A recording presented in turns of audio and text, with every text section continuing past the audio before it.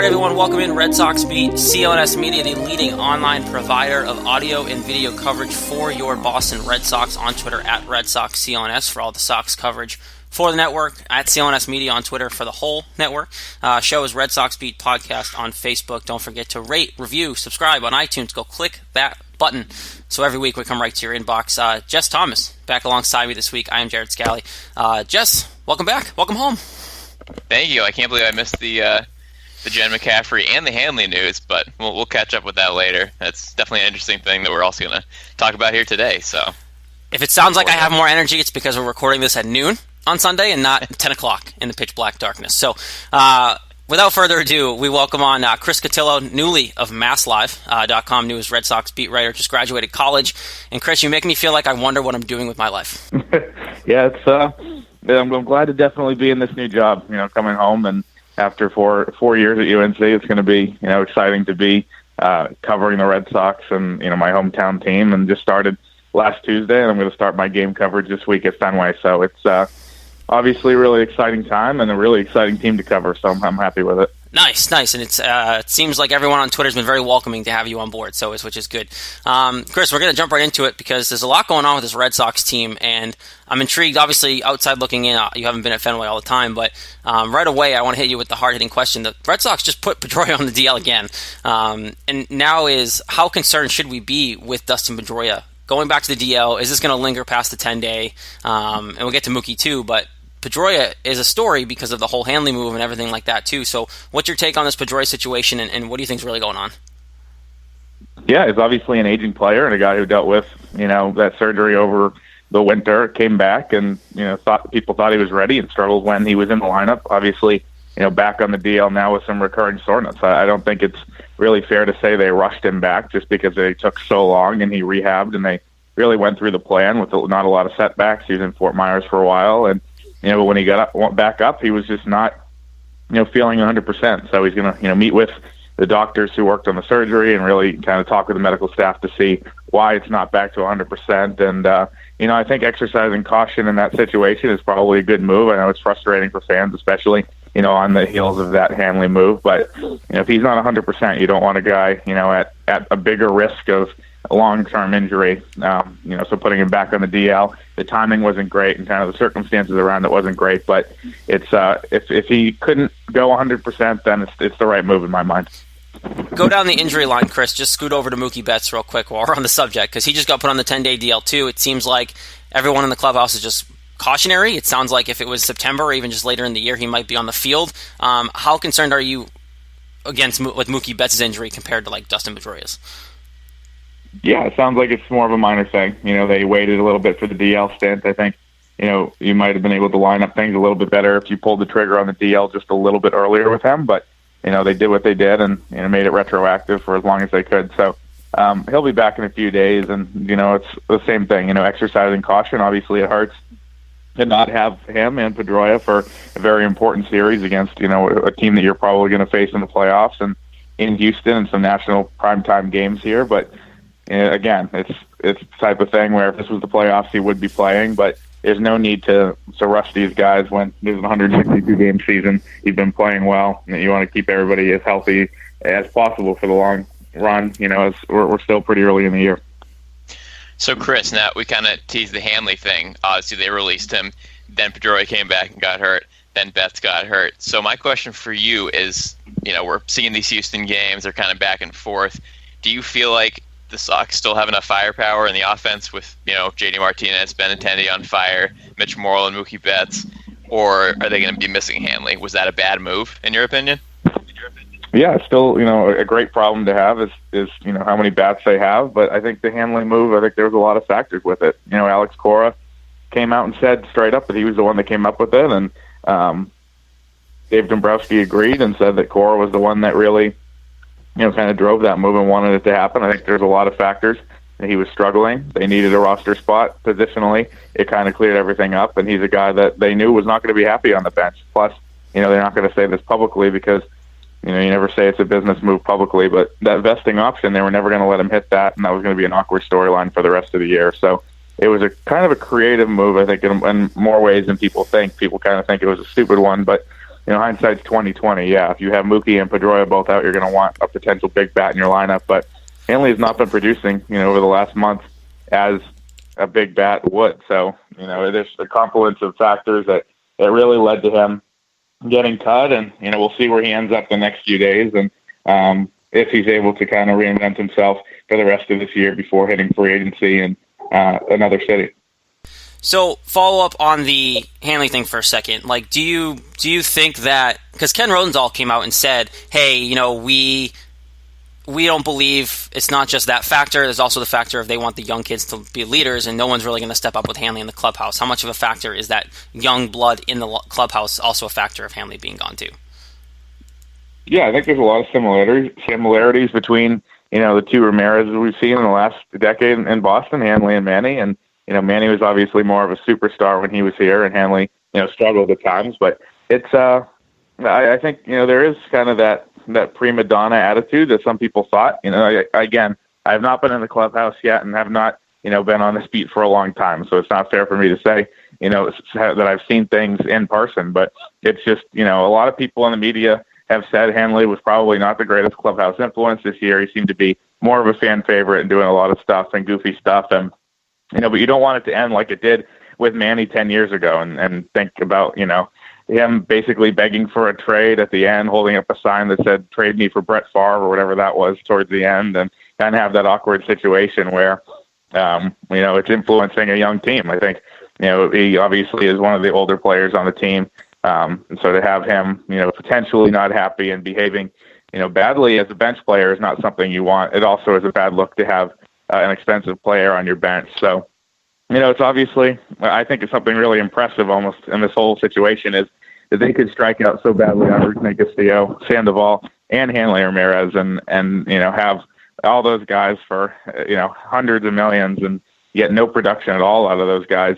And still, have 2 division titles in the last 2 years and, obviously looking like they're heading towards a playoff run again now. So, they've been able to really kind of hide their mistakes just because the other pieces of the team have been so good. But, makes people wonder if those guys had panned out or if they'd, put that money somewhere else or even with David Price, what this team could have accomplished in the last couple of years.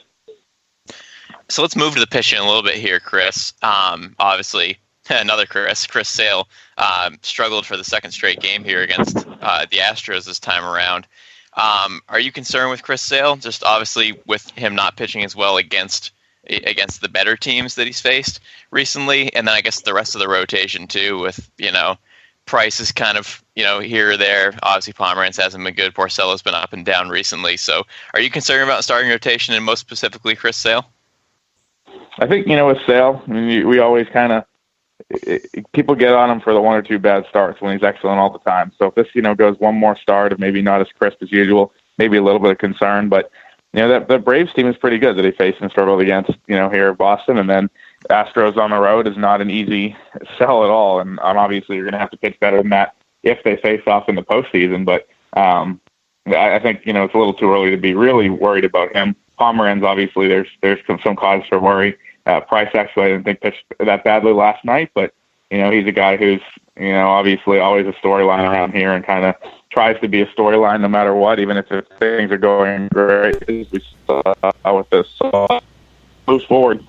The big hole that could emerge would be in the rotation as we get toward the trade deadline. If Pomeranz is knocked from the rotation, I think giving Stephen Wright a shot is a possibility. Velasquez is a guy that provides some depth as well, but for me, if they're willing to really want to go for it and add a piece at the trade deadline, it's going to be a starter. I think obviously your lineup is pretty good, and the bullpen has proven that it's very good in the back end there. So it's really the trade market hasn't developed so far. You really don't know who's available, and they don't have the prospects necessarily to get a big deal done, especially with the top 2 prospects. One suspended and one out for the year with Tommy John. So it'll be an interesting trade deadline. I think they're always looking to make moves, and this year it's going to be a rotation piece, if anything, I think. So you mentioned the bullpen. I want to ask you because not a lot of people trust Joe Kelly. I don't know why. I am a believer of Joe Kelly, Jim Buchanan, as some might call him. What's your take on the 8th inning as a whole? Because I think Joe Kelly can lock it down. Obviously, we don't know when Thornburg's coming back, but you said that you don't believe they need to add a piece in the bullpen. So do you believe in Joe Kelly as your 8th inning guy? Yeah, I do. I think, just the electric stuff, it seems like it's really all coming together. Obviously, a couple of nights ago we struggled against Houston, but again, the Houston lineup is just ridiculous. So, to pin a guy, to get on a guy for struggling against them, to me is kind of ridiculous. Obviously, like I said, you're going to have to pitch better against them in October, but that lineup is incredible, especially in Minute Maid Park. So, not too worried there. I think Kelly is a guy that's going to be your long-term setup option. Matt Barnes has obviously been good, and I think maybe more of a dangerous lefty who could get guys out could help. I don't know if that's something they're going to be interested in July, but Thornburg, Carson Smith, you've gotten basically nothing from those guys over the last couple of years. Smith, we don't really know still the extent of that injury. Thornburg seems to be kind of up and down. And one guy I think who could be really good if he comes back and is in the majors and is healthy is Austin Maddox, that a lot of people forget about. He was great last year when he came in, excellent really, and could add another dimension to that bullpen as the season goes on. So, there are a lot of options for them to make a move. Don't necessarily need to make a trade, but could, get some of these guys from within that could contribute. And, they gave up a lot for these guys in trades. Carson Smith, that was a trade. They gave up Wade Miley, I believe, and then obviously Travis Shaw for Thornburg. So you kind of want to see results for those guys, and we haven't seen that yet. Chris, I got a question for you. We're sitting here, June 3rd. 40 wins for the Sox. They have the most wins in the league. Nobody's hit 40 yet to this point, except for Boston. But you still hear a lot of chatter around the league of Red Sox records deceiving. They're not as good as they look like they are. They've beaten a lot of bad teams. So I'm curious, from your perspective, do you think this 40-19 record's deceiving, or are they this good?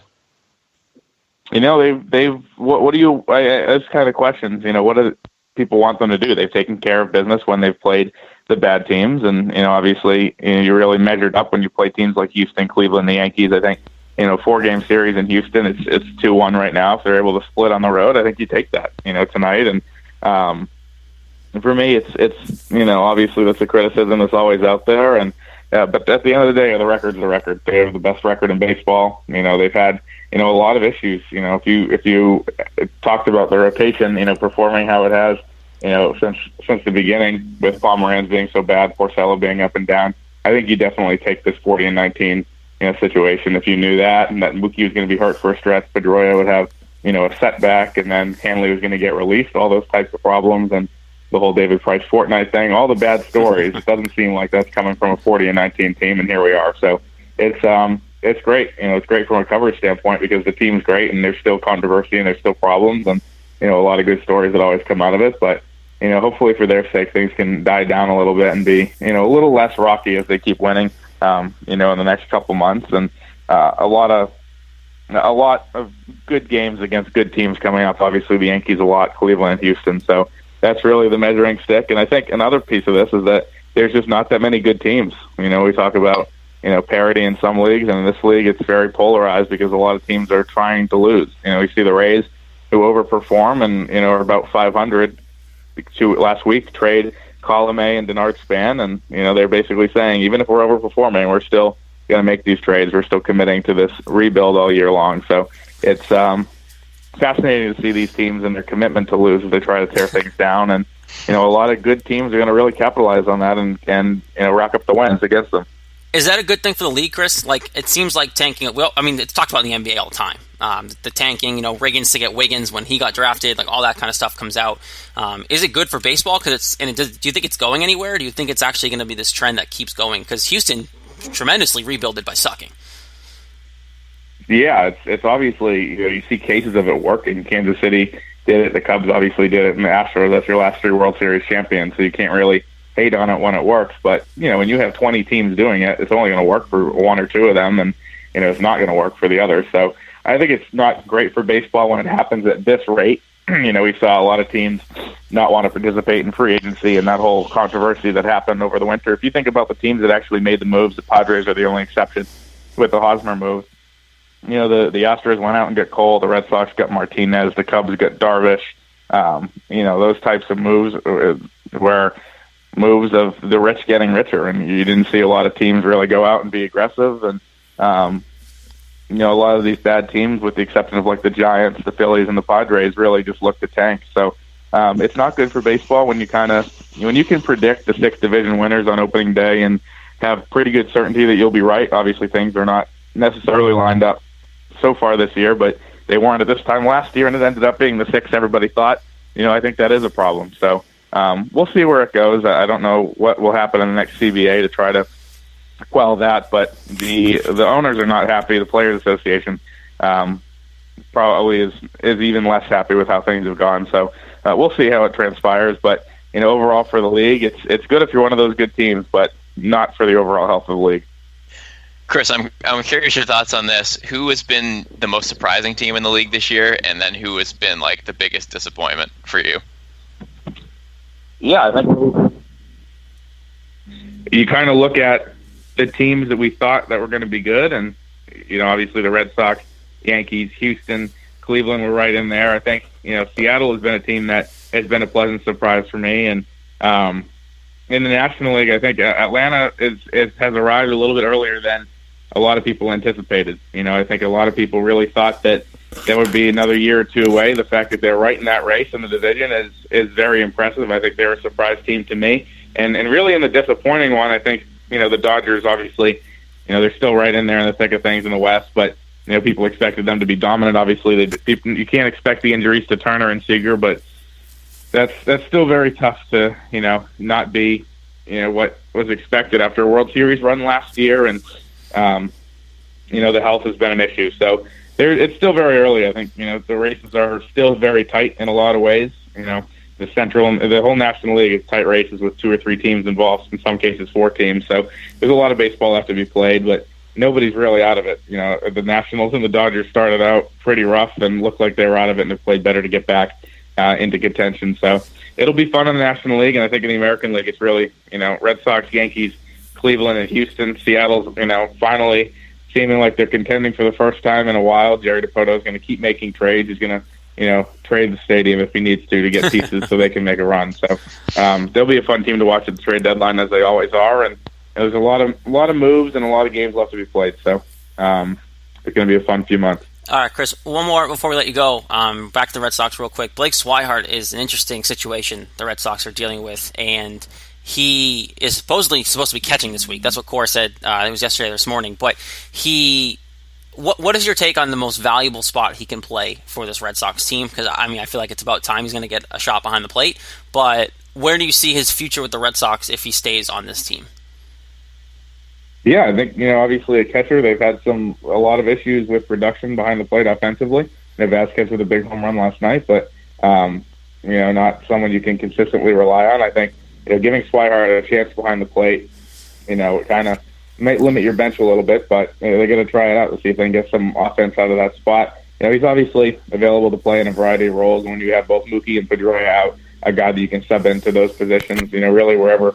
I don't know, what his preferred position is, but he's a guy that he needs, if he wants to play, he's going to have to play a lot of different spots to be kind of a super utility guy. And, like people have been saying the whole time, the Hanley move, opens up a lot of playing time potentially for him. The Red Sox still think he has potential. If they didn't, they would have DFA'd him over Hanley. So it's probably a catcher right now, just because you've seen some struggles there, and we'll see what happens with him in the next couple of weeks if he's able to catch and produce. And if so, then we could see a move maybe with one of the other catchers to get some of this roster flexibility back. Leone obviously a candidate. Leone, I think, is a guy who is it's surprising how long he's been on the team, considering he was just like a waiver wire pickup and has produced really well at times. But, if Swihart's performing, he's definitely a candidate to be off the roster, especially when they get, Mookie and Pedroia back in the next 2 weeks. Is there any chance he's traded? Or is it the better he plays, the more likely it is that he stays at this point because of the Hanley move? Yeah, I think it's the better he plays, the chances are better that he does stay, just because he hasn't gotten that extended opportunity, and it's really hard to play well when you're, getting your one at bat every 5 days, as he kind of has been, before the Hanley move. And it's definitely a tough situation, but the Red Sox have committed to keeping him on the roster. So they've done that for a while, and he's still here somehow. I think that's a bit of an upset, and he requested the trade, and things worked out to where he's now going to get some more playing time. So now's really his chance to kind of cement himself as someone who deserves this roster spot, because I think a lot of people look at that from the outside and say, this kid hasn't done enough to deserve that to this point. All right, Chris Cotillo, Masslive.com, newest Red Sox beat writer. Chris, appreciate it. Good luck at your first week at Fenway. I know you don't need it, but congrats again on the new gig, and hopefully we can have you back on down the old line here. Sounds good, guys. Thank you. Thanks, Chris. All right, again, Chris Cotillo, Masslive, at Chris Cotillo on Twitter. If you're not already following him, you're moronic because he's a great baseball follow as it is. Kid was breaking baseball stories left and right over like Ken Rosenthal when he was 15 years old. So he's killing it. He already sounds like a polished beat writer and hasn't even been to Fenway yet. So appreciate him jumping on. I'm sure he'll be back on at some point during the year, but it worked out because he hasn't gone to Fenway yet, so we had him at our disposal. A lot of interesting things, that he, especially because his perspective is not being in there every day. He'll obviously get a lot more insight when he starts to cover the team every day. But the biggest thing for me is he thinks this bullpen's okay. He thinks that the back end is okay, and I'm okay with it. It's not the biggest need. They need some help to get this starting pitching with consistency, but there might be a hole there. I think the eighth inning is still a problem, Jess. Yeah, I mean, Joe Kelly's good at times, but then he has his games like Friday night where he gives up 2 home runs when you're only down a run, and now all of a sudden you're down 4. I mean, that's not good. You need to lock down that 8th inning, and you think with the 99, 100-mile-per-hour fastball he'd be doing that, but he's inconsistent. He's good most of the time, but he has those blow-ups occasionally. I don't know if you can fully trust him. Like, nobody's going to trust him as much as they trust the 9th inning with Kimbrel. Yep. So, like, do you have Kelly? Do you have Barnes? There's always the Thornburg thing lingering. Carson Smith, who the heck knows? I can't believe we haven't even learned anything about him. He's probably done in the Red Sox uniform, to be honest. It's ridiculous. The fact that we haven't heard anything yet is probably not a good sign for him. No. So, yeah, I have, I think people overreact about bullpens quite a bit because it's the nature of a bullpen. When you're good, nobody cares, and when you're bad, people overreact to it. Biggest problem ever, yeah. Right, that happens. So I don't think it's as big of a problem as most people are acting like it is, because you hear a lot of people, the bullpen's the worst ever. But it's a problem, though. There is some issues. But right, they're not 100% locked down, and all the positions aren't secure except for the 9th inning. So I think you could do well to get somebody else. But getting Bobby Pointer, I'm interested to see how he does, because he started off the year well, then he got hurt. Now he's back with the recent DL stints to Betts and Pedroia. So I am curious to see how he does as a lefty out of the pen. Yeah, it's just one of those situations where it's tough because you want most lockdown bullpens are what helps you win World Series. You saw the Royals do it. The Yankees were one step away, and their bullpen was locked down. It's just one of those things where you need an 8th inning guy. 6th and 7th, it can fluctuate. It's never a great situation, but you need an 8th inning guy, and I want it to be Joe Kelly. I really do, because I love Joe Kelly. I love the Jim Buchanan thing. I just love everything about his fight and tenacity, and he wants to be the 8th inning guy. People have asked him, right? So it's right. I just want him to. And the last couple of times he's been out there, he's been okay. He got rocked the first time against Houston, but last night on Saturday, as we record this on Sunday, he was good. He only allowed a run. He got the job done. He's fine, and handed the ball to Kimbrel, and that's pretty much locked down most times when you give the ball to Kimbrel. So that's the recipe for success. We don't know what Thornburg is going to be. I don't want to bank on him, but every time we've seen him pitch, even if it's in the minors, his stuff's looked great. I just don't think they felt like he was 100% ready yet with Thornburg, so they pulled it back and then put him back in the stint, because I think there's a rule out there, Jess, which I honestly don't even 100% knew about. It was like you can't have your rehab stint go too long, more than like 30 days, but if you pause it, then it stops counting until you start it over. So I think that was their goal, because I think they think he's not that far away, but they didn't want to keep him going if there was any injury problems or pain, because then in that fact, they won't be able to do potentially as long as they want to. So I wouldn't think that Tyler Thornburg's too far away. He was definitely an addition rather than a subtraction. You just got to get something out of that guy, because, man, is Travis Shaw raking in Milwaukee, and that looks like a boneheaded move right now, especially the way Devers is hitting. Right. For first place team too for Travis Shaw. Milwaukee's in first. So yeah, I mean, I guess this thoracic outlet syndrome is something serious that Thornburg had, because who knew it would take this long for it to come back from? It's crazy. I mean, it's taken forever. Yeah. It's got to be some serious injury. Yeah, it's kind of ridiculous. So two biggest things I do want to touch on, because run out of time here, but let's start with Drew Pomeranz, because one, you love Drew Pomeranz. You're a Drew Pomeranz I do. guy. What's going on with your guy, Jess? What's happening with Drew Pomeranz right now? He's sucking. He seems to have no confidence in anything he's doing, from what I can see. It's just like, it's like he goes out there and expects to be bad. He expects to walk people. He expects to throw way too many pitches and way too few innings. Every third or fourth inning, you're already up to like 70, 75, 80 pitches. And like, that's no way to go deep into a game. And that's what he was so good at last year, was he pitched literally 6-7 innings every time he took the mound. Yep. Now he can barely get past 4 or 5.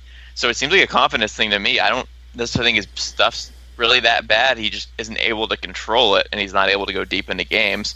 And then he makes a couple of mistakes. A home run here, a home run there. It's like he didn't even pitch that bad in the first game against Houston. He just gave up 1 home run in the first inning, and then a couple of big hits that got a couple more runs. That was really it. Other than that, he was fine. He had a couple of good innings. So it's like, I don't think he's that far away, but I think he needs to have one good game. Even if that's against a bad team, I don't care. If it's this week against Detroit or the White Sox, that's all he needs, I think. He really was a confident pitcher last year, and he seems to have none this year. I think that's the problem. It probably is. I would say if he doesn't have a good start this week, you might want to think about giving him some time in the bullpen. He's nearing the end of that point. That leash. How about this guy not pitch anymore? Yeah, so, Stephen Wright, probably the most obvious choice, right? He's been lights out since he came back. I think he's earned the shot especially because he was the starter. He was a starter last year and was pretty good. So I think that's the logical choice. You do have Hector Velasquez out there as well, who's been lights out all year. So it's one of those things where you kind of have to choose. I would say give the nod to Stephen Wright because he's been a starter on this team. His stuff looks really good right now. I would say do that. But I think Pomeranz, this week's the last start. You got to get, especially because it's going to be against a bad team. You put him in the bullpen? I would put him in the bullpen. You just swap him and Wright. And you got to let him pitch. The thing is, he's not just going to don't just DL stint him because you know what I mean. It's one of those things where give him a long relief role. It's going to change him up a little bit, but maybe his mentality needs to be flipped. Maybe he's just getting too comfortable because he knows he's not going to get pulled. You need to flip him. You need to get him off that starting rotation. And you got to give him some time to work out of it and maybe a different kind of role. Right, and they don't want to do it. They don't want to take him out of the rotation after the year he had last year. Oh, they would have already. They would have done it already if they really wanted to.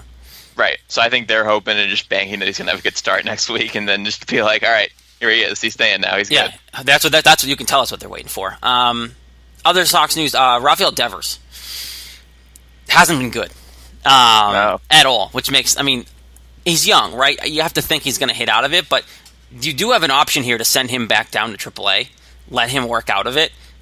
No pressure situation, right? You go to the minors. No one watches those games, and then you let him come back up when he's ready. You have Nunez who can play third if you have to. You have Brock Holt who can stay over there at third. Just what do you do with Devers? I'm one to just let him hit it out because I don't think you really have a better option consistently. I'd rather just keep Devers up here, but what would you do if you're Dave Dombrowski and the Red Sox? Well, first thing I want to say is that I kind of called this. Because in my predictions, I didn't necessarily call the average, but I said he wasn't going to hit more than 14 homers this year, and he's at 9, so he probably will hit more than that. I'll say he might still hit more than 14. But my point with that prediction was that he's not going to be as good as people thought he was going to be this year, and that's exactly what happened because he has not been, and his average is garbage. He's down to 227, I believe. He strikes out a ton. He strikes out almost every at bat. Well, it's people figuring him out, is what it is. Right.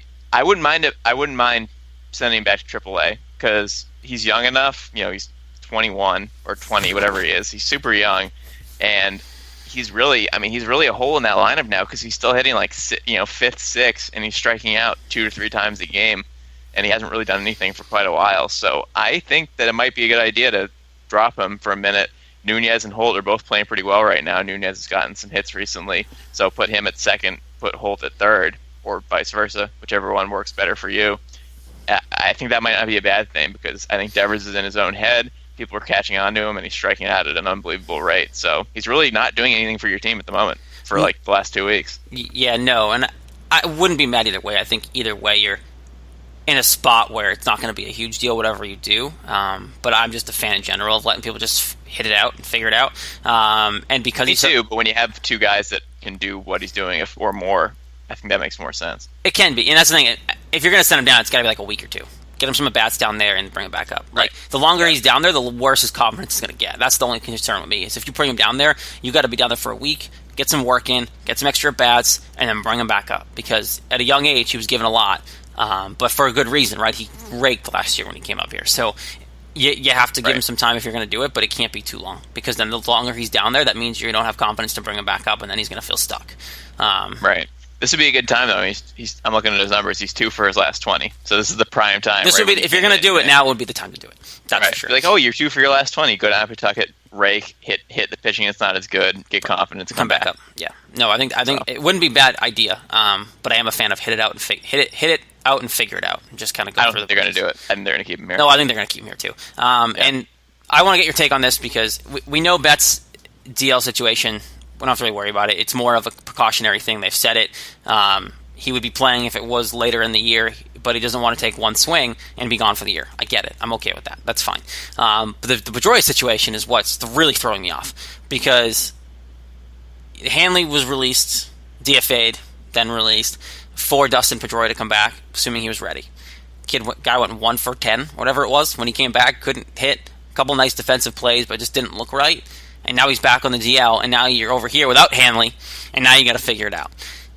Jess, overall, what was your take on Hanley? Because you weren't on last week, so I'll give you that spotlight. What do you think about Hanley? But then also, like, I think they messed. Even obviously, it's hindsight, right? You didn't know what was going to happen with Pedroia, but I do think they might have rushed him back, because if this happened this quickly, there's no way he was 100%. Well, I don't think they rushed him back because it took so long and he had so many rehab. I mean, they really kind of babied him back. I don't think it was too soon. But then you also heard them say, like, this could have been expected. You know, they knew there was going to be pain here or there and soreness. So, like, it didn't really seem to surprise them, which makes me hopeful this is going to be a short-time thing and that he's going to be okay, even though it's concerning because of his age. So I don't know with that. It seems like they didn't rush him, but clearly something still wasn't right. So I'm not sure about that. In terms of Hanley, well, obviously when it happened, thinking Pedroia was coming back, I mean, you've heard me the past 3 years in this show. I've never really liked Hanley. I've never been a fan. That's true. He kind of annoys me to no end. So from a personnel standpoint and a me liking him standpoint, I was 100% fine with it because I'm just kind of tired of the guy. And then once he hit 0 for 20, like, I was like, and his average is down to like 250 now. He's dropped like 80 points in the last month. So I was cool with it from that perspective. I was completely shocked. Very strange to do that when you have such a good team and he's hitting, second, third, fourth in your lineup. That's just weird. You don't see that very often. So I was shocked from that perspective. I was happy in terms of not liking a perspective. Do I think it was the right move? Maybe. I really wasn't sure. I was kind of on both sides of it. I was like, well, this is good and this is bad. I didn't really know what to think. Now the Pedroia's out. Now it obviously looks worse because you lose Ramirez, you lose Pedroia, and you lose Betts. So everything's kind of happening. Jess, in what world does your number 3 hitter or number 2 hitter at times just get DFA'd from a first place team? It's not like they're in last. Like, ever. And Chris was 100% right. He said it earlier in the show, right? They're never going to say it publicly. It's always baseball reasons, especially because then they can't get sued, basically. Right. But it was for that option. They didn't want to pay him. Right, they didn't want to. And they didn't want to take the time to manage his at-bats. They said, you know what, this is a good time. He's not playing well. It's a baseball decision. Right. We love you, Hanley. Bye-bye. That's what it was. That was it 100%. It's because it was the perfect timing. Just because I bet you if he was 10 for his last 20, they wouldn't have happened. No. Yeah. It was just because he hadn't gotten a hit. It was the perfect timing. Mitch Moreland was cranking the ball, still is. Yep. So they said, this is perfect. He's not hitting. He is hitting. We don't want him next year. We don't want to pay him. This is the perfect time to get rid of him. I do believe it was Core's decision. Like, I believe he initiated it. Because I don't think Dombrowski would have thought to do this initially. Well, yeah, Core's probably tired of having to have Moreland on the bench and having guys that aren't playing well, and then having the big name of Hanley coming in and going 0 for 4 every game. I'm sure he got tired of dealing with that, and he didn't know what to do. Yeah. So he's like, let's just get rid of him. You don't want him next year anyway, so let's just get rid of him now. Yeah, it's... I'm fine with it. It's just annoying now that Pedroia's out, because that was like part of the reason why it happened. Yeah, they did it because Pedroia was fine. But if they thought, and that was me in air quotes, you can't see me doing that, but like, if they really thought Pedroia was 100%, then it's fine, right? Because he's going to come back, you get Moreland in there, but clearly they threw something was still wrong because if, like you said, Jess, if they're still expecting soreness, if they're not surprised by Pedroia going back on the DL, then exactly. Then why are you doing it? You didn't rush him back because it took forever, but you can kind of say you rushed him back because if you still are expecting pain, let him wait. I don't care. Right. Like, until he's pain-free, why risk it? Because then this is going to happen. You're going to make a big move at the right time, and believe me, I partially think that they did it now because it was the right time to get rid of Hanley. Right. Like, if Hanley was hitting fine and they really didn't know who to get rid of, Pedroia, you can stay down and wait till you're not sore. Oh, but now it's you're good? You think you can play through the pain? Great. Let's get rid of Hanley. And Hanley sucks? All right, let's get rid of him. Hanley, it's good. You know what I mean? The more I talk about it, the more I think... It's a perfect storm. It was, Pedroia can blow through the pain? Great, let's just get rid of Hanley now. Yeah. And that's too bad, and that's strange thinking that they would do that knowing that Pedroia might not be fully... I don't even want to say fully healthy because it seems like he is fully healthy. It's just with the surgery he had and how major it was, they expected that he might have soreness after playing for a Then wait, a week like I don't get it. Like you can get rid of Hanley whenever. Right. It's not like he was going to hit out of this. He was hitting like crap. Right. And one thing, if you just leave him on the bench and then get rid, like in a week, like I thought Pedroia came back earlier than he was supposed to. They announced he's coming back. I'm like, oh, I thought it was going to be at least another week. So that's what throws me off. And I truly believe that it was we can get rid of Hanley. Pedroia can play through it. Screw it. Bye. And now it's not a team first decision. It's a organizational future first type situation, which is annoying because they're trying to win now. Stupid. And now they look dumb. Because no Pedroia, no Betts, no Ramirez for one of the biggest, probably the biggest series besides so Yankee far. series up to this point. Yep. So now you just look kind of stupid because now you're not playing at nearly full strength at the beginning of June against the Astros. So you just kind of end up looking stupid, which obviously they didn't plan to happen, but it is what happened. So it's unfortunate. So you just hope they win, split with Houston, get Betts back, and hope Pedroia is now too long. Really, I mean that's what you got to hope. Yeah. No, and we'll It's just it's annoying. You have to hope it all goes right now. Is really to get themselves out of muddy water. But before we get out of here for the week, predictions time. Jess was not on predictions last week, so I get to do it this week. 3 versus Detroit, 3 versus Chicago, the White Sox, not the Cubs. What do you got going on in that Detroit series, Jess? We're talking about this week being a good week to kind of recoup some confidence for people. What's your confidence in this team going into this week? Yeah.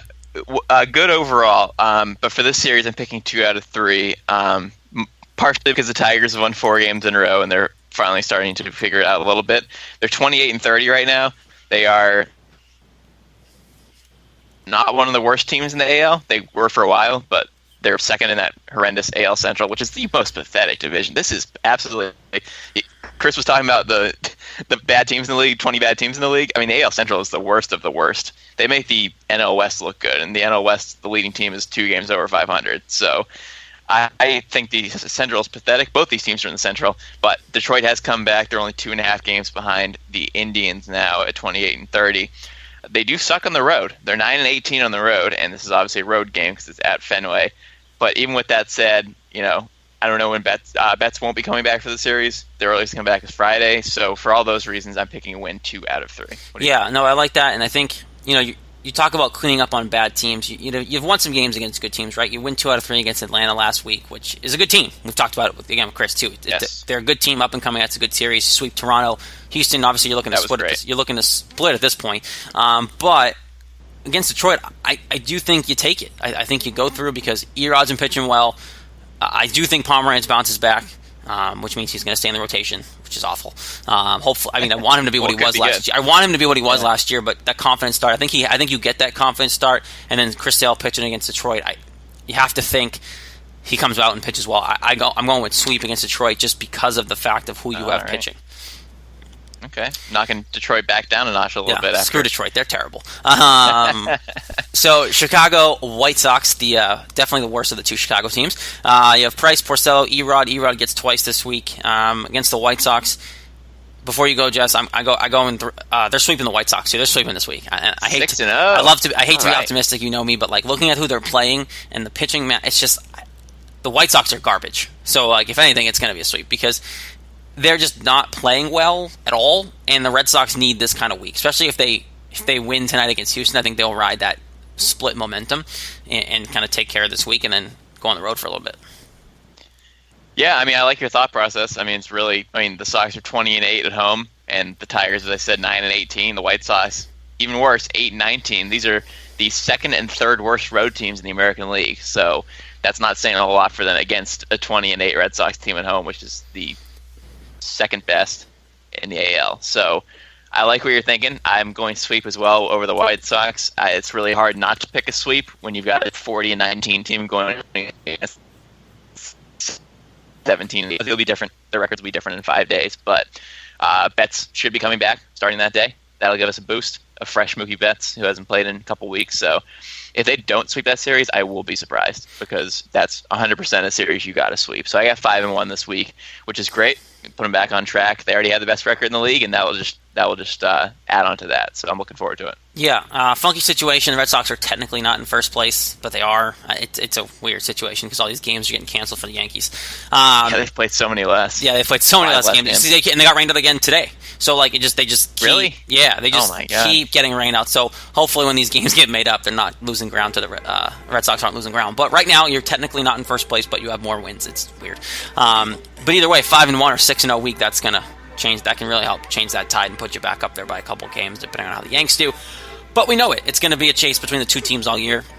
It probably comes down to the last weekend of the season, to be honest, which it should be. Just how we wrote it up. Just how we wrote it up. Yankees, Red Sox, all the way through it. Everybody else in our division just sucks. So, we'll end it there. Shout out again to Chris Cotillo from Masslive, newest Red Sox beat writer. He said it here. He's hopping on at the Fenway beat this week, so keep an eye out for his tweets. He'll be live in there. Appreciate him coming on at Chris Cotillo if you don't follow him already. He's been in the game for a while, folks, so he's going to be a good one for a long time. That is Jess Thomas on that side. Don't forget on Twitter at Red Sox Beat. No, not anymore. I lied. At Red Sox CLNS. That is old habit right there. Facebook, Red Sox Beat Podcast, at CLNS Media on Twitter, and rate, review, and subscribe to us on iTunes as well. Like I said, just over there, I am Jared Scally. This has been Red Sox Beat here on CLNS Media. We'll be back next week.